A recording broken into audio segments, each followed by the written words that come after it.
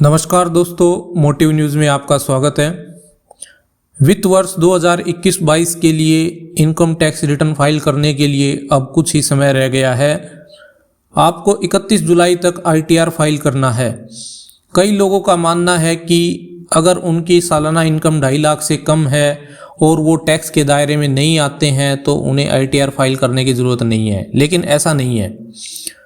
अगर आप income tax के दायरे में नहीं भी आते हैं तब भी आपको रिटर्न फाइल करना चाहिए, क्योंकि अगर आप ITR फाइल करते हैं तो इससे आपको कई फ़ायदे होते हैं। ITR फाइल करने से लोन मिलने में आसानी होती है। इसके अलावा ये वीज़ा के लिए भी ज़रूरी होता है। हम आपको ITR फाइल करने के फ़ायदों के बारे में बता रहे हैं।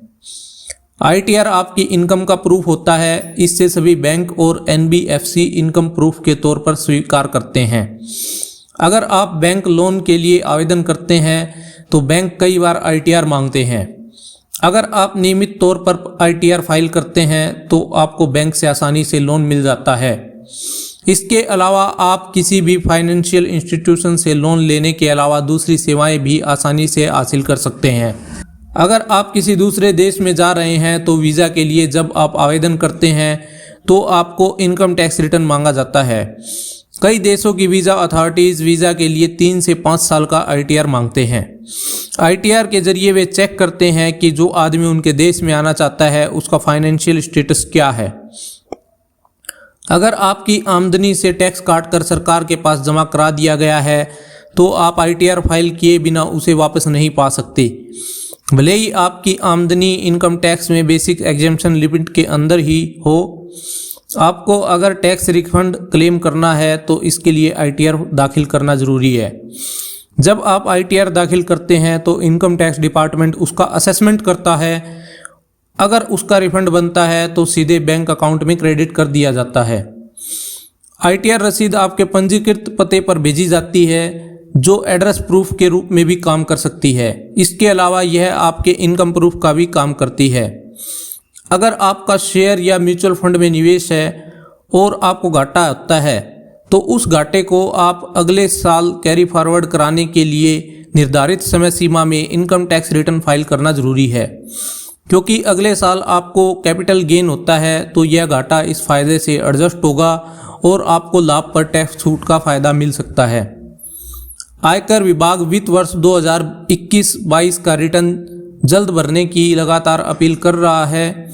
वित्त सचिव ने भी इस बार रिटर्न दाखिल करने की समय सीमा नहीं बढ़ाने का संकेत दिया है। साथ ही उन्होंने कहा है कि आखिरी दिन यानी 31 जुलाई को करीब 1 करोड़ करदाताओं के ITR दाखिल करने का अनुमान है। रिटर्न भरने के अंतिम दिन यानी 31 जुलाई को रविवार पड़ रहा है और बैंक भी बंद रहेंगे।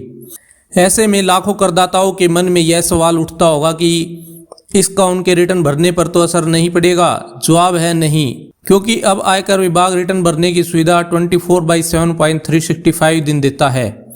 वैसे बेहतर यही होगा कि आखिरी ड्यू डेट से पहले अपना रिटर्न दाखिल कर लिया जाए।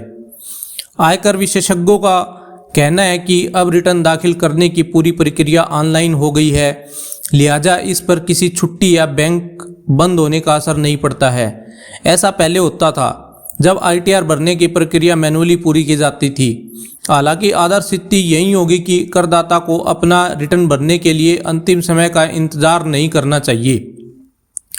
आखिरी दिन बड़ी संख्या में लोग पोर्टल पर विजिट करेंगे और इससे इंटरनेट स्लो हो सकता है।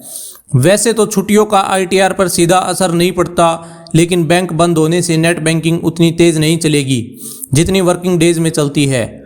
आयकर विभाग का पोर्टल भी इस दिन स्लो हो सकता है, क्योंकि विभाग पहले ही तकनीकी खामियों की बात कह चुका है। ऐसे में बेहतर होगा कि करदाता आखिरी दिन रिटर्न भरने का इंतजार ना करें। 31 जुलाई के बाद रिटर्न भरने वालों को अपना काम पूरा होने तक हर महीने 1% का जुर्माना देना होगा। इसके अलावा अगर रिटर्न के समय आप पर टैक्स निकलता है तो उसका भुगतान भी बैंक बंद होने की वजह से मुश्किल हो सकता है। अगर आपके पास ऑनलाइन बैंकिंग नहीं है तो आप अपना टैक्स भुगतान के लिए बैंक चालान जमा करवाना होगा और यह काम बैंक की ब्रांच में जाने पर ही पूरा हो सकेगा। इसके अलावा फॉर्म 16 के लिए भी आपको बैंक शाखा में जाना पड़ सकता है। अगर ये काम आप आखिरी दिन करना चाहेंगे तो बैंक बंद होने की वजह से संभव नहीं होगा, लिहाजा अंतिम समय का इंतज़ार न करें तो बेहतर होगा। अगर आईटीआर भरने के आखिरी दिन छुट्टी नहीं भी होती तो भी करदाता को बैंक चालान पहले ही ले लेना चाहिए, क्योंकि इसका नंबर पाने में समय लगता है। आप 31 जुलाई की डेडलाइन मिस करते हैं तो 31 दिसंबर तक लेट आईटीआर फाइल कर सकते हैं, लेकिन आपको लेट फाइलिंग फीस देनी होगी।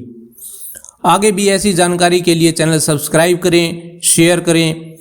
अभी के लिए नमस्कार दोस्तों, फिर मिलते हैं मोटिव न्यूज़ पर। जय हिंद, जय भारत।